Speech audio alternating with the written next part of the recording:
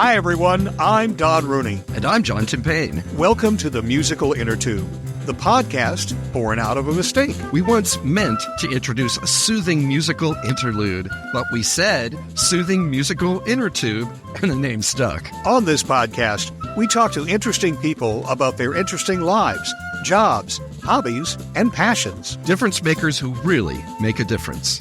Well, at the time we're recording this, we're just a couple of days away from the beginning of baseball season 2024. By the time you're listening to it, we will be 5 or 6 games in, so there may be some teams out there that are 5-0, and there may be some teams out there that are 0-5. You never know. But we're here to talk about what it'll be like this year, according to what we've seen in spring training. John and I, of course, are absolute baseball nuts. We go to Phillies games constantly. My son lives in Baltimore. I've gone to a lot of Orioles games and watched them improve over the last couple of years. So we'll talk about that. We'll also talk about just general stuff in baseball with Scott Lauber. Scott is the beat reporter for the Phillies for the Philadelphia Inquirer newspaper. Scott, nice to have you here today. Good to be here, guys. And we're talking with Nick Roman. Nick Roman is an anchor with KPCC out in Pasadena in California, but he also has done a ton of work on baseball and other sports. He's a big sports nut, and he's worked with NPR doing a lot of sports-related activities as well. Nick, welcome to the show. Thanks so much. It's always a pleasure. I look forward to this day all year long. Oh, yeah. All of us do. We just all of us are just beaming right now. I wish you could see us. We're all very happy. Yeah. Let's start, Scott, with you. Let's talk about, and Nick, you can join in on this because it's in your neck of the woods. Let's talk about Shohei Ohtani and his interpreter. That's the big story going in here. And just the whole idea of gambling, which used to be taboo, but now every sport is in bed with FanDuel and DraftKings and everybody else as far as betting. It's a complete 180. Is that affecting baseball at all? Yeah, baseball's luck, right?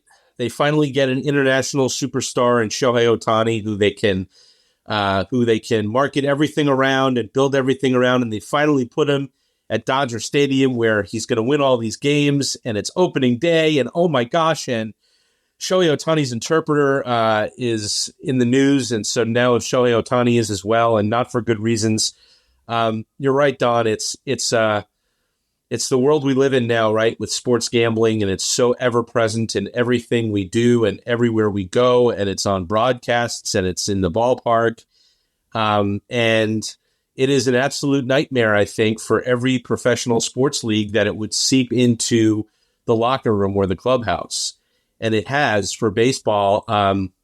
So I should say that I'm following this story the way we all are, right? So I'm not on the front lines doing a lot of reporting for this or anything like that. I'm as fascinated by it as anybody else. And I know from being around the Phillies that, look, it's a topic of conversation. What did Ohtani's interpreter do? How much did Ohtani know? It goes back to the old political line, right? How much did he know and when did he know it?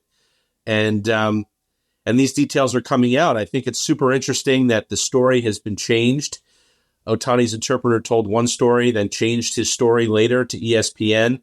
But yeah, I mean, obviously, like I said, it's a slippery slope here. Everyone knows that it's a revenue stream for the sports leagues, and yet they want to keep the players distanced from it and out of it as much as possible. And we were going to have one of these at some point, and here we are. I'm just wondering what it's like in Los Angeles with all this going on, Nick. Well, it sort of changed the conversation, that's for sure. I mean, everybody had been talking about, the Dodgers have this super team with Mookie Betts and Freddie Freeman and Shohei Ohtani and all these great players. And then this comes out, and it doesn't even come out, in Los Angeles. It comes out when they were in South Korea. And in that sort of odd way that Scott was talking about, where the interpreter is the first one to speak, and he tells one story and then comes back and tells another. And then not until, the night before we're talking here did Ohtani actually make a statement on a news conference that was, carried locally and then, of course, on ESPN. And I watched that one. To listen to Ohtani, if you think about him as not a baseball player, but say as a victim of a con artist, then it gets a little bit more easy, a little easier to understand. You hear a lot of people saying, how could somebody not know that someone was taking, this many millions of dollars from them? And I'd say, well, go around, New York City and talk to everyone who was invested with Bernie Madoff, and you tell me the answer, because it appears to be essentially that kind of thing. Someone that you trust, who you give access to, that you probably didn't vet in the way that you should have. It's more understandable if you're a 25-year-old Japanese kid coming to the United States to play baseball than if you're some big investor and, who's been around for a while. So that is sort of starting to become somewhat clear, but it is a distraction. Absolutely. Is betting, baseball sort of shaking hands with bettors when, what was it, 30, 40 years ago, they took Mickey Mantle and Willie Mays out of the game because they were associated with casinos in New Jersey, so baseball has really changed an awful lot. It's hard to believe that Ohtani was actually betting on games, but I don't know. I don't think that that's the case. And I doubt that it would be anything that would ever take him off the field, but, perhaps a big fine for not knowing what was going on. The other question that has always occurred to me is, how much vetting do teams do of not just the players that they sign, but everybody who surrounds the players? Their entourages, right? Exactly. Yeah. And because there's so much money going, surrounding the player, so much money that you are investing into the player. And this is the second time now for the Dodgers that they have signed somebody for big money, and then a different kind of story popped up. You remember what happened with Trevor Bauer? Yeah. Yeah, and that was not exactly secret going into it. I mean, people knew that he was, not the kindest, gentlest man around. This is a distraction. If you're a fan of the Dodgers, or just a baseball, you'd hope that this will get all resolved and answered quickly. Scott, you've been in the locker room with the Phillies for the last couple of years as betting has grown in its influence, at least on the major league level. Is it a topic of discussion at all? Is it anything that the players recognize or look at? No, not outwardly, not anything that they would talk about with reporters if they were talking about it amongst themselves.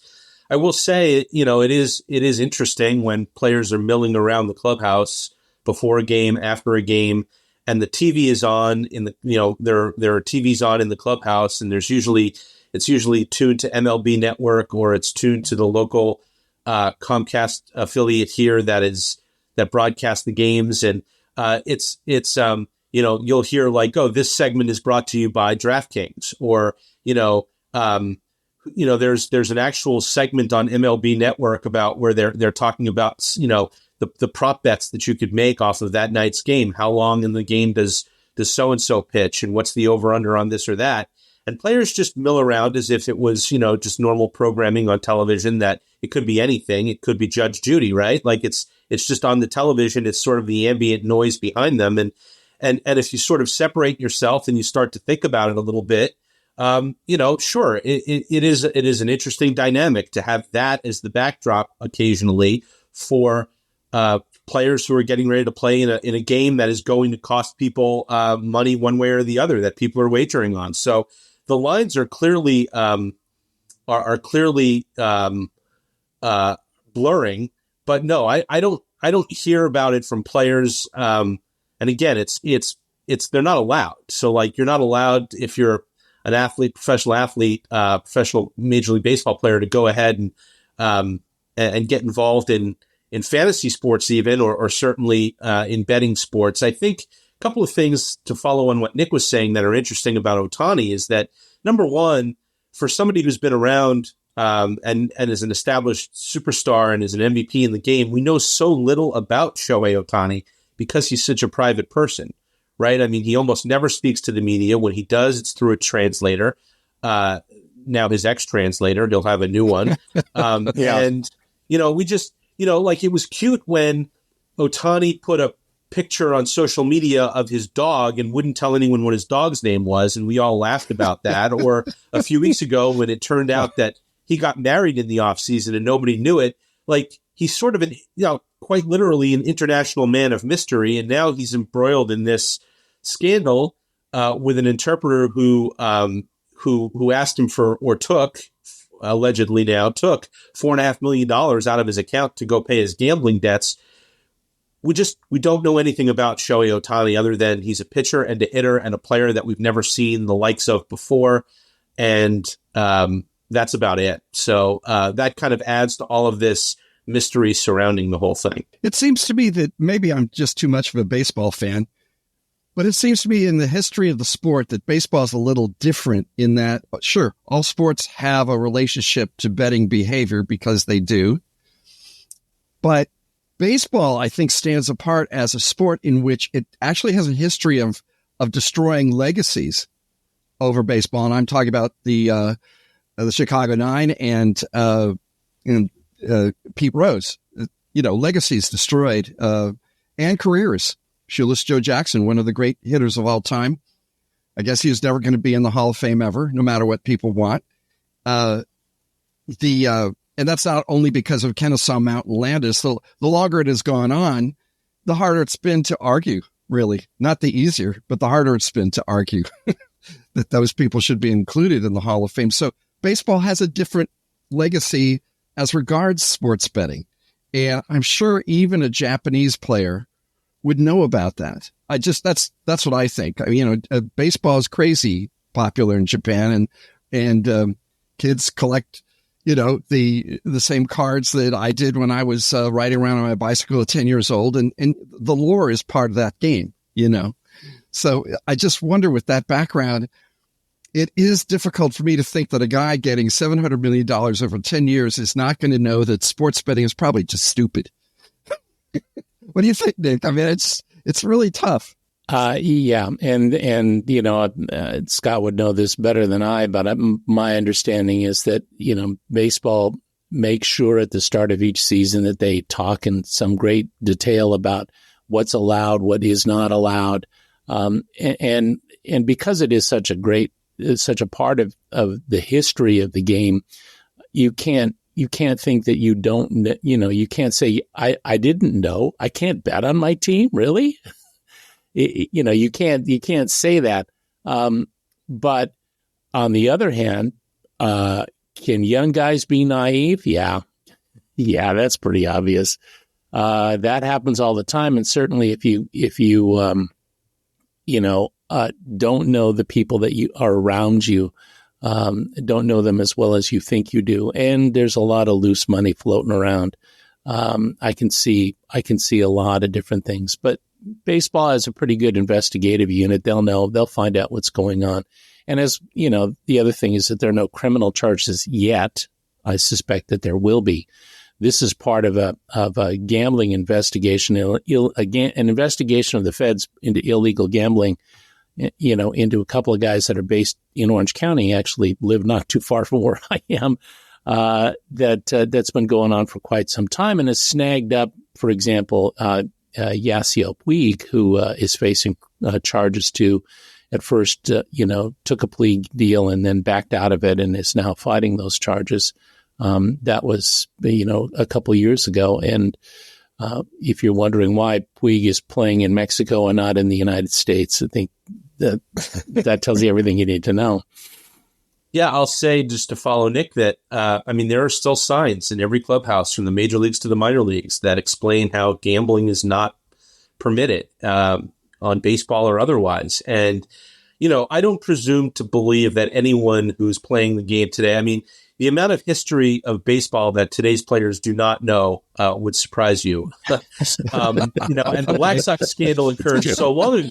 No, look, I'm 47 and I'm aware of the Black Sox scandal because when I was growing up, Pete Rose was a huge story. And the movie came out, 8 Men Out, and the book came out. And I was fascinated by it. I was really into it. But it also had something to do with current events at the time with Pete Rose. And Pete Rose even is a long time ago now. So I don't presume that if you went up to any average player today who's 25 years old and said, what do you know about the Black Sox? That they would know much of anything other than knowing that I'm not allowed to bet on baseball. I think it's pretty universal that players do know that much, and they may not know all the history behind it, but they do know that much because I think it's been emphasized to them right from the start that this is a rule that we have to follow, that you just don't do that. And so, I guess, I don't know, maybe I'm naive. I think I can get around the idea that like Shohei Ohtani himself was not betting on baseball or professional sports. What I have a hard time with is that when the interpreter stood up and told the team about it last week in Korea, that was the first time that Ohtani had heard about it or that knew about it. And I don't know what $4.5 million means to Shohei Ohtani. Maybe it's an ATM withdrawal for the rest of us, and you barely feel it or barely notice it. But it's difficult. It's difficult to imagine that the interpreter was doing all of this and Ohtani had no knowledge of it. So that is now what Ohtani and his camp want us to believe. That is the story they are telling. And I'm fascinated to see where it goes from here. All right. Well, let's get the smile back on our faces, guys. Let's talk about baseball and playing on the field. Scott, we've seen a lot of teams, make a lot of deals to get better. The Dodgers are one. The Phillies kind of stayed pat with who they were. They added a couple of pitchers, and that was about it. The Orioles are still on the rise. They have an incredible farm team, and they just keep plucking people. They're so good that they took the number one prospect, Jackson Holliday, and sent him back down to the minors. He's not even going to start with the team. The Reds look better.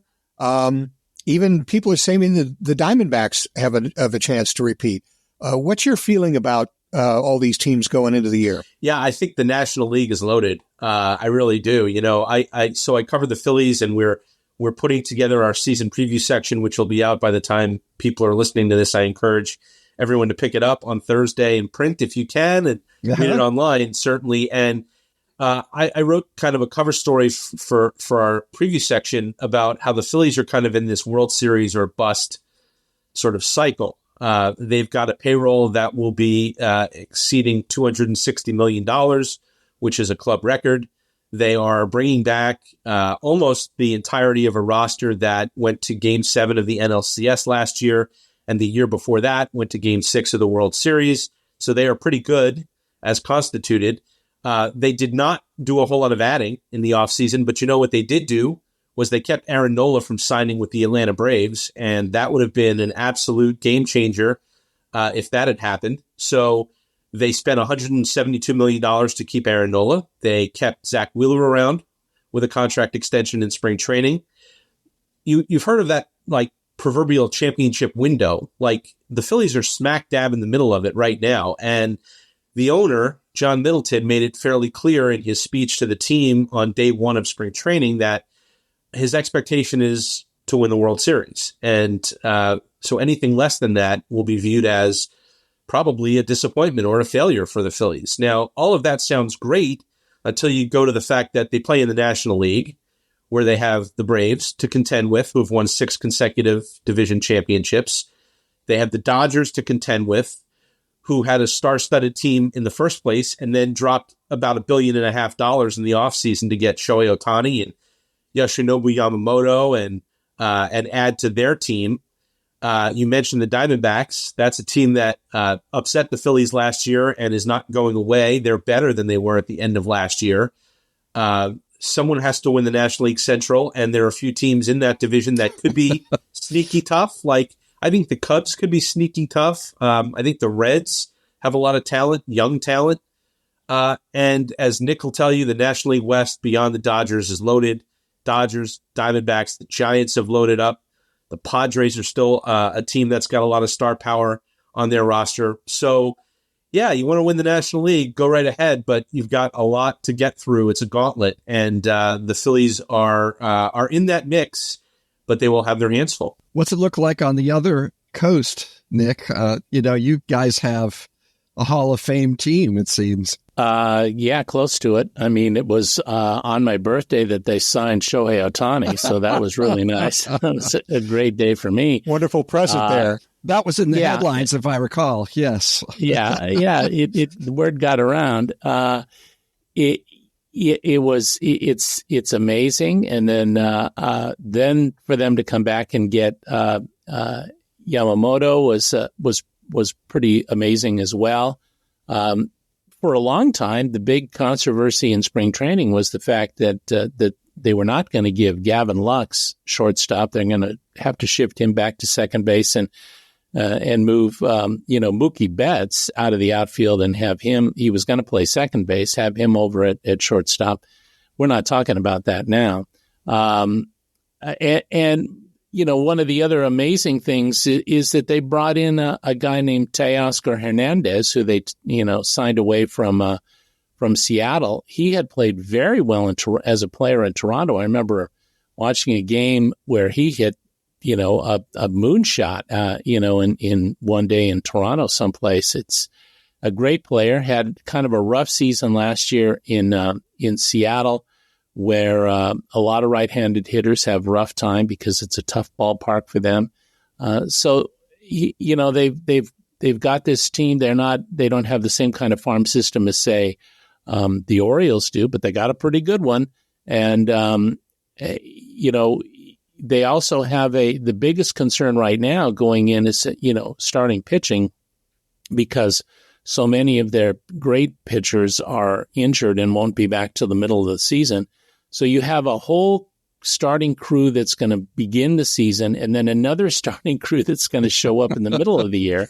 A guy named Kershaw and another guy named Buehler. I think people sort of know about them.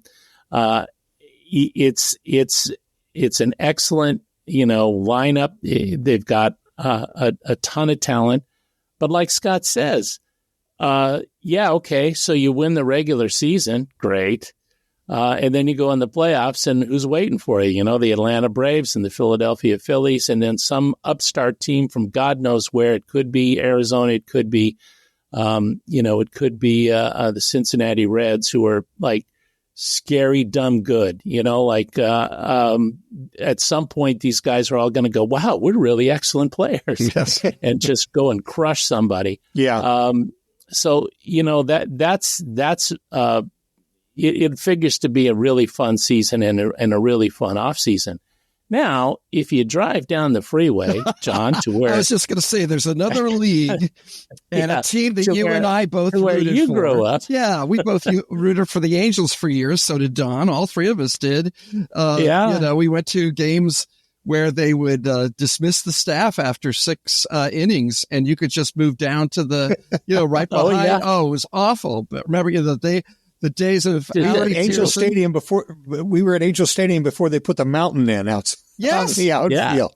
We're pre-mountainous. We're pre-mountainous. And yes, what do you think? I hear the big news is that the Angels have agreed to play games this season. And just, I think it's going to be, my initial thought is it will be a dismal season. And this is after sort of saying, year after year after year, this time I think they can turn it around. This time I think they can turn it around. You probably have a tape of me saying some stupid thing like that last year.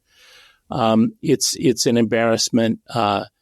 Most teams have, I found this stat, most teams have gained back the fans that they lost during the pandemic. The Angels used to draw 3 million routinely. They're down 500,000, and I think they're going to be down more than that this year unless something remarkable happens. I think that this could be a fan revolution that eventually convinces Artie Moreno to sell the team.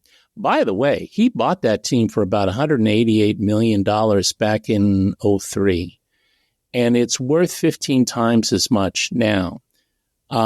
I bought a house in 1999, and my house's value has not gone up 15 times. Yeah.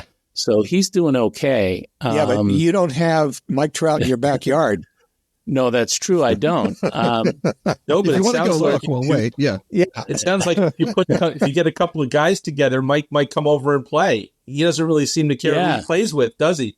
No. So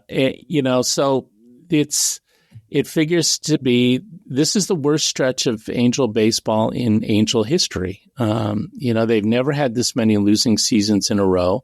And Scott, I know you know this. When you see those rankings come out of farm systems, the Angels are down close to the bottom. 25, 26. And it has been that way for a long, long time. I will say this. Perry Manazian, who's the general manager, I think is trying whatever restraints he's under. He signed a whole ton of relief pitchers this year, and people were saying, well, what would you do that for? What are they going to do? Save games for whom?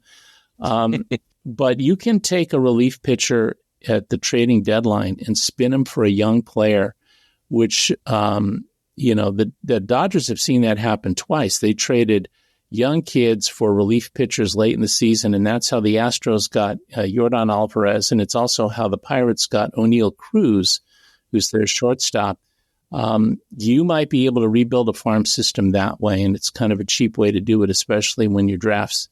Well, what has been happening is the Angels have been drafting players and then shooting them up into the big leagues real fast. They've done that 2 years in a row, and I figured they would do it again this year if they had to. So it'll be interesting. You go to Angel Stadium to see, the Dodgers or to see the Yankees or to see your favorite hometown team because you moved to Southern California. It's kind of like that. It's a long tradition, isn't it? I was from New York as a little kid, and we would go to see the Yankees. And every time Mantle hit a home run, which was not uncommon in the mid '60s, you'd get a standing ovation, and the poor Angels would just, sit there with their heads down. It's still sort of that way, the out of staters still go to see their old home team. It's not really that way in Dodger Stadium though. They have a homegrown not crowd. Really. And, I've gone to a lot of games in San Diego, and you think that it's Dodger Stadium South. Enough fans down there cheering, and certainly it's also like that in places like Arizona that are relatively close. But when the other teams have a good, when the Padres are good or when the Diamondbacks are good, they're certainly their fans. And for a long time, it was like that in Anaheim. When it was, Trout and Tim Salmon and Garrett Anderson and all of those guys who were playing in the ones that won the World Series. It was different. It was a real Angel crowd. But it's gone back to what it was in those early days when there just weren't enough Angel stars to make it, to really give you a hometown feel. It's tough when either your bright stars are injured, which is a problem the Angels have had for a long time, or they're not really stars. You're rooting for the guy who barely made the roster, and he's starting at third base for week after week. Nick, for me, the question with the Angels is not, how many games they win or lose. It's at what point does Mike Trout say, I got to get out of here? And I haven't spoken to him directly, but I've talked to people who know him who seem to think that he's just not wired that way, that he's extremely loyal. He's only ever played for the Angels. He feels a certain, duty to see things through there, and that they would be surprised if he does ever walk into Artie Moreno's office and say, get me out of here. Now, if it gets really, really bad, like embarrassingly bad, I can't imagine he's going to sit through that and just ride it out until the end of this. He has got a long way to go. And I also understand that Mike Trout has not been a healthy player in these last few years, and probably feels like he's got to stay on the field and put up Mike Trout like numbers before he feels any kind of impulse to go in and say and demand anything of anyone. However, he's young enough. We're going to assume he gets back to that level. We're going to assume he can figure it out and stay healthy. At some point, I have to think Mike Trout's going to go in there and say, we either have to fix this in a hurry, or you got to get me out of here, because you can only put up with it for so long. Well, he's a Philly guy, right? He's a Philly guy. And then the Phillies, have no problem signing big stars from other teams. You know, my only question about the Angels is why God hates them so much. Why guys fall over and break their... I mean, who was the guy from the Nationals who we thought was going to be this amazing player, and he's been so hurt? I mean, he was. Rendon. Rendon. Oh, my Rendon. God. His problem is he doesn't really like baseball. Anthony Rendon would rather the season be 60 games long and then just go on with the rest of his life. So, but you're right. You're right. He hasn't been healthy, so that's something that has set them back. No question about it. Let me ask you, Scott. You may have run into Logan O'Hoppe when he was playing for the Phillies. He was the next big thing as a catcher, and of course, his way to the bigs has been blocked with the Phillies having a fantastic catcher. So he is traded to the Angels. The Angels send Brandon Marsh to the Phillies. Brandon Marsh plays pretty well, goes to the World Series and goes to I guess he went to the NCLS this year. And Logan O'Hoppe is stuck in the Angels who aren't going anywhere. What does that do to a player? Are players above that now? Do they realize it's just a business and they could be on top 1 minute and on the bottom the next? Or does it kind of deflate them a little bit to go to a team that wasn't as good as the team they left? So I got to know Logan actually a little bit, even though he was, in the mostly lower minor leagues. Did get, I think, to Reading before he got traded. I got to know him a little bit, and we got to talk a little bit about a lot of different things. And I love that trade. I love that trade because it was a baseball trade. Like here we have this good young catcher who we don't have a spot for because we have JT Realmuto. We're going to trade him to you, and you're going to trade us a young center fielder, which we don't have. I thought that was a really fun, good baseball trade, and I think it's going to work out for both teams. But Logan was like a 23rd round draft pick. He grew up on Long Island, not like in a baseball hotbed of the country. Got drafted in the 23rd round, made his way through the lower minors, kind of put himself on the prospect map. And I was excited for him. I think he was excited about going there and getting an opportunity to play because he knew he was going to be able to, there was going to be a path for him with the Angels.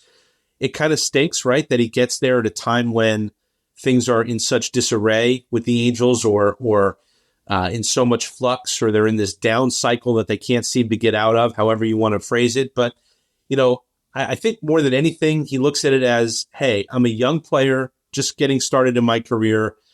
Most 23rd round picks do not make it. I made it. I've already exceeded what most people expected of me when I was drafted. And I'm going to make the most of this opportunity that I get. And he's a personable kid. He's someone the Angels can certainly build around and market. I do think he's going to be a pretty good catcher in the major leagues. I don't know if he's going to be like a superstar, but he's going to be a really good player for them. Now they have to surround him with better players, and that's their challenge. But yeah, I love that trade. And look, Brandon Marsh, has come to the Phillies and become kind of a part of their core. If everything goes well, he's going to play left field for them this year. He's a better left fielder than he is a center fielder. And I think he's going to continue to get better as well. Somebody said to me in spring training, like, remember in 2007 and 2008, Jason Worth was not an everyday player yet for the Phillies, and he grew into an everyday player.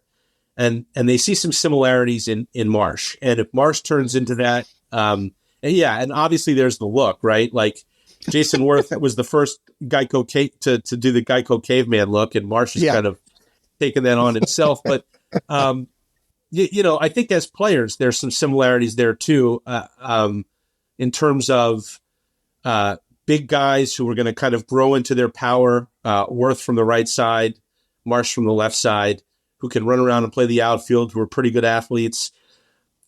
So really for Marsh, it's like, can he hit lefties? Can he become an everyday guy? And if I think this is a big year for him to kind of prove that he can do that. We'll return to our podcast in just a moment, but first, here's a soothing musical interlude.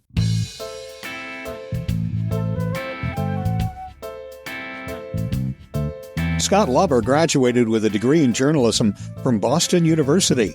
He then worked as a sports reporter for a newspaper in Concord, New Hampshire, and another one in Binghamton, New York. Scott first covered the Phillies for a newspaper group in Delaware, then moved on to cover the Red Sox from 2010 to 2018. In 2018, he returned to covering the Phillies, this time for the Inquirer. He's written 2 books about the Phillies, Phillies Confidential, the untold inside story of their 2008 championship, and The Big 50, the men and moments that made the Philadelphia Phillies. Nick Roman is a longtime host and broadcaster in the Los Angeles area. Currently, he is the anchor for the LA Report podcast for the multimedia platform LAist and host of NPR's All Things Considered on KPCC, the public radio station based in Pasadena. Before joining KPCC, Roman served as a producer, anchor, and news director for KLON KKJZ in Long Beach for 20 years. Nick has taught broadcast journalism at the California State Universities at Fullerton and also at Long Beach for the past 25 years. An avid sports fan, Nick's done several stories for NPR's Only a Game.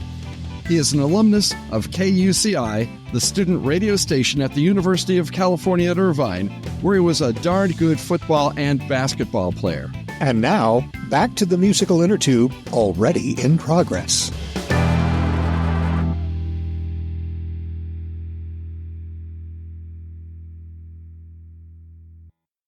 So, aside from the Angels, what does the junior circuit look like this year? I know the Yankees went to a lot of trouble to try to reload. Is that going to pay off for them? And who else are the Rangers going to repeat as World Series winners? Are they still stacked? I mean, look, I think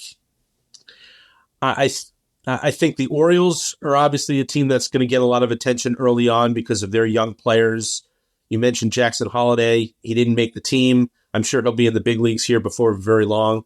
I saw him play in Clearwater against the Phillies, and I think he homered, singled, and tripled in his first 3 at-bats, and probably would have stayed in the game and gone for the cycle if it wasn't spring training, right? And they pull guys out in the middle of a game.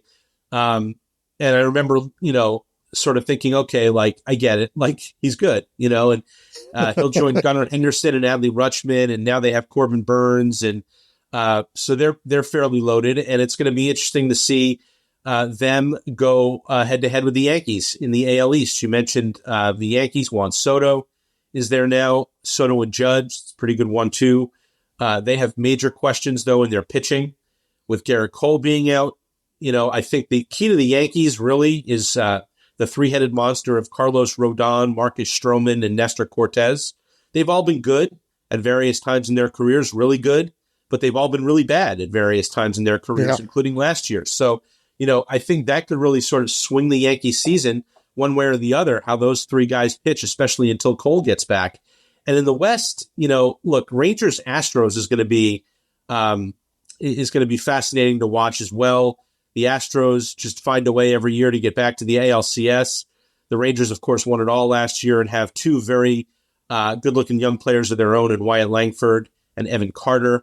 How, does their pitching hold up? They didn't bring back Jordan Montgomery.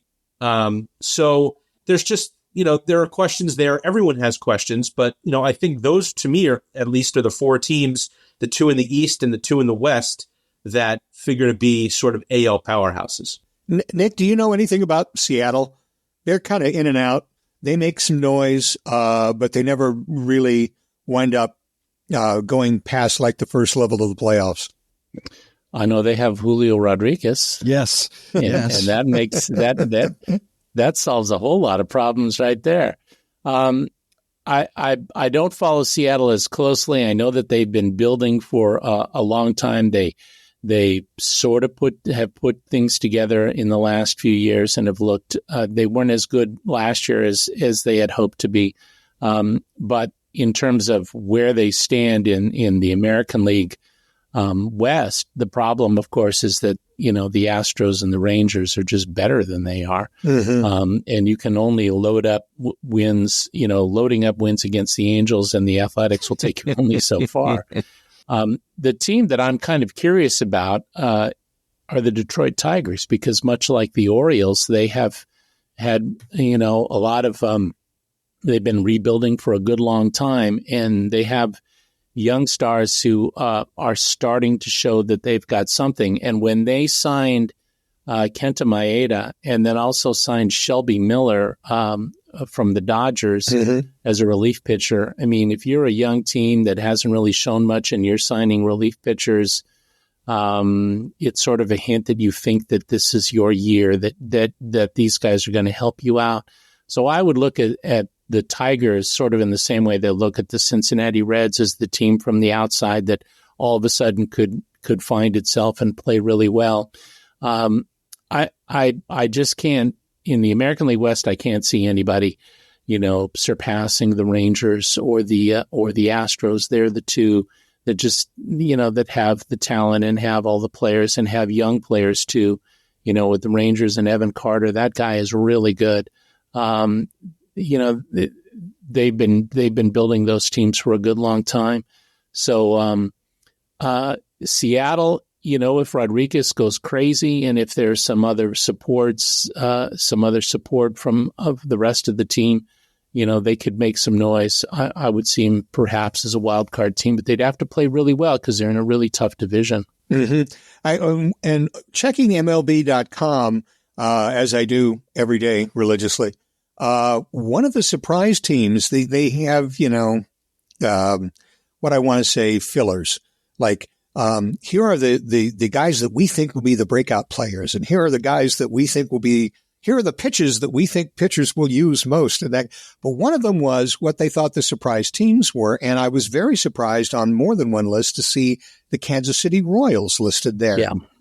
Scott, are the Royals anywhere near that good this year? We'll see. I mean, I think that they're still very young. I think they're still kind of building. But, that's one team that projects to be better and maybe is on the way. It's a division that is sort of wide open. I agree with Nick. I like the Tigers a lot. I think that they are a little further along than, say, the Rangers are, or rather the Royals are in their build. But the Royals are up and coming. I don't think they're going to be in the playoff mix this year, but I think they could be closer to a 500 team and a team that we could be talking about more at this time next year. Obviously, Bobby Witt, they extended him. They're going to build around him now for the foreseeable future, and he's a superstar in the making. So that's a good guy to have to build around. They did some things on the pitching side that were interesting this offseason. So, like I said, I think that they're going to move in the right direction.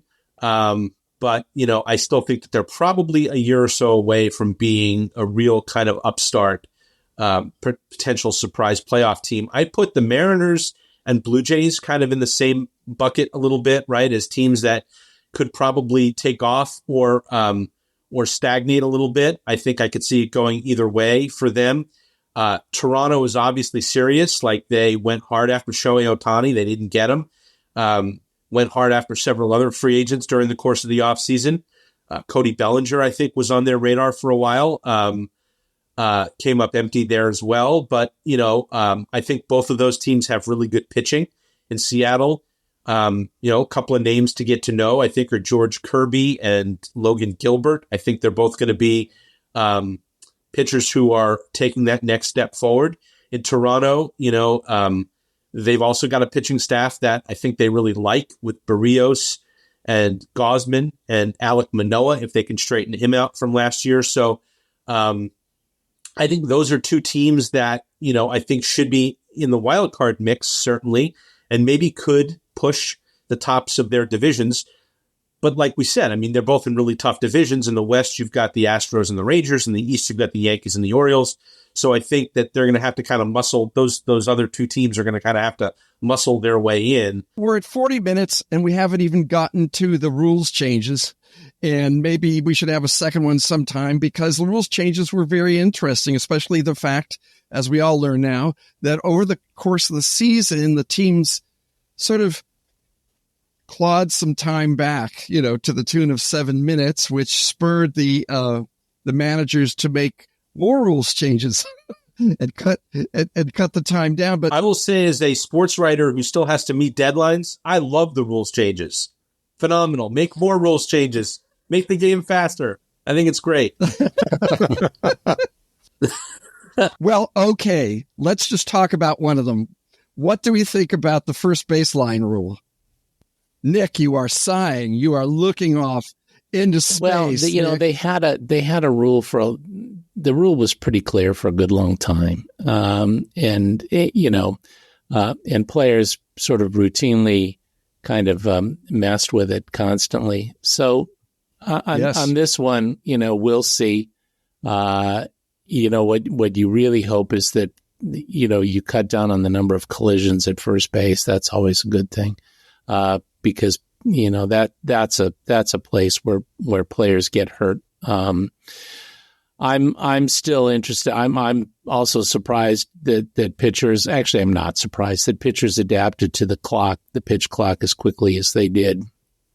I'm kind of curious to see how the interference rule is going to work out at second base. I think the umps sort of were a little over the top in some spring training circumstances on calling players that were sliding into the base when the second baseman or the shortstop had the ball well in advance, and then somebody would call interference. I think that's a little crazy.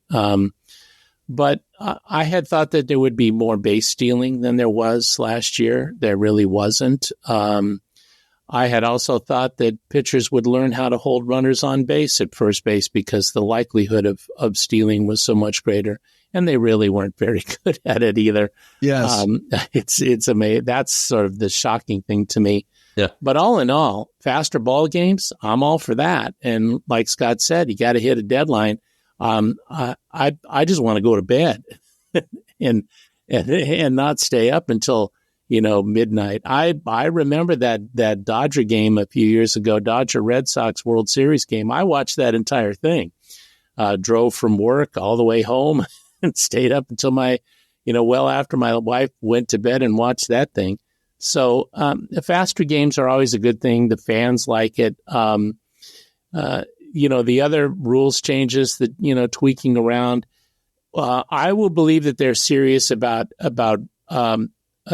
a real big rule change if they were to ever to move the mound back a little bit, which I think is going to come one of these days. Yeah, I agree with Nick about first base. I think it's mostly a safety rule, wanting to avoid collisions there. And, I will say that maybe it's just because people like me weren't asking as much about it. But the rules changes this year seemed to get a whole lot less attention, I think, than the ones last year, probably because they were less dramatic. Also, I think because players understand that with this new CBA, the league has the ability to kind of unilaterally make some changes to the rules that the players don't need to be brought in on. And so this might become kind of an annual thing where we see some tweaks here or there to the rules.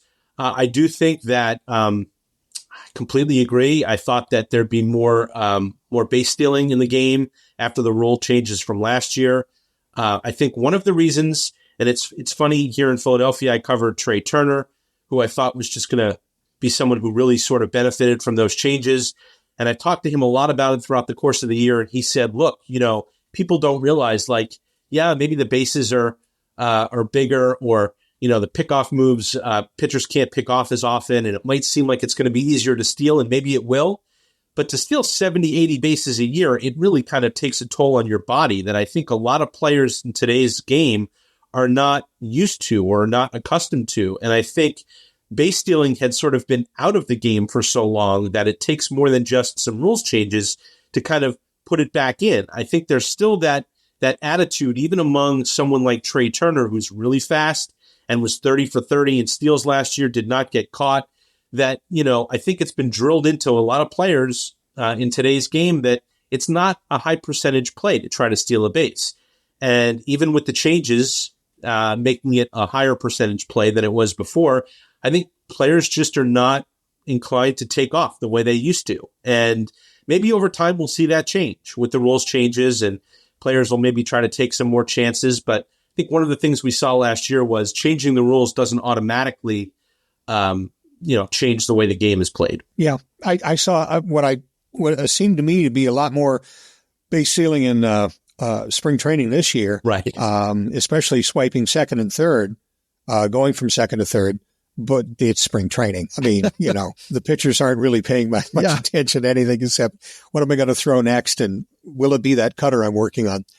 Hey, this has been a fantastic talk. I think what we should do is maybe get back together again around the All-Star break and see how accurate we were or inaccurate we were. When the Angels are in first place, we'll all look very, very silly. You're right. We're all going to look kind of foolish. And when the Dodgers are struggling, and I feel confident about one prediction that I will stand by. The Chicago White Sox are going to stink. Oh, yeah. They're terrible. Oh, the poor Sox. They are terrible. I also don't think the Oakland A's are going to make a lot of noise this year. But Las Vegas, they should be running book on where the A's play next year. Right. Who knows? Nobody knows. True. They probably are. Maybe Philly could have a second team like they used to. I mean, Well, the Athletics played in Philadelphia a long time ago, so that's what I'm saying. bring it back. That's right. It could come full circle. Yeah, that's right. And they could bring back Shibe Park. You never know. They're going to build that new 76ers thing. They could put a ballpark right next to it. You never know. Hey, Yeah. Scott Lauber from the Philadelphia Inquirer and Nick Roman from KPCC. Thanks very much for being with us, talking baseball, and we'll do it again pretty soon and see how right we all were, or how not right we all were. Thanks for having us, guys. Thank you. Thanks again. very much. And thank you for listening to the Musical Innertube. Hey, let us know how we're doing. Send us an email at musicalinnertube, all one word, @gmail.com. Do you know someone with a great story to tell? Let us know. Send us an email or log in to our website, musicalinnertube.com, and click on the microphone in the lower right-hand corner to leave us a voicemail. And while you're on our website, take a few minutes to listen to past episodes of the podcast. They're all there, along with pictures and biographies of our guests, blog posts, and lots more. And as always, our thanks to virtual band Car Radio Dog for providing us with our theme music.